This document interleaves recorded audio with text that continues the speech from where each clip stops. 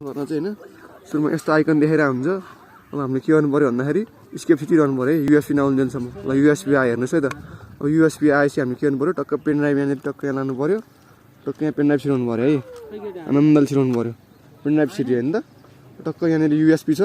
युएसबीमा गयो होइन त टी टाइपमै गयो है इन्टर गर्यो त्यो सेभ डाटा भन्ने हुन्छ सेभ डाटामै गयो इन्टर गर्यो है त्यसपछि तपाईँ हामीले केमा गरिरहेको छौँ रोड एल्बममा गरिरहेको छौँ हामीले सर्भे त्यसको लागि के गर्नु पऱ्यो सुरुमा इन्टर थिच्नु पऱ्यो है इन्टर थिचिसकेपछि यहाँ आउट देखाउँछ आउट भयो देखाएपछि मात्र के गर्नु पऱ्यो ओके थिच्नु पऱ्यो है ओके भयो है यहाँ कति 4 अप्सन हुन्छ त्यसमा हामी जानु पऱ्यो सबभन्दा लास्टको एसएसएस कोअर्डिनेटर जानु पऱ्यो है त्यसको लागि के गर्नु पऱ्यो मुनि जानु पऱ्यो इन्टर गर्नु पऱ्यो है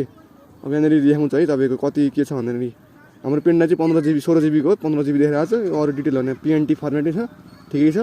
ओ के गर्नु पऱ्यो भन्दाखेरि ओके गर्नु पऱ्यो है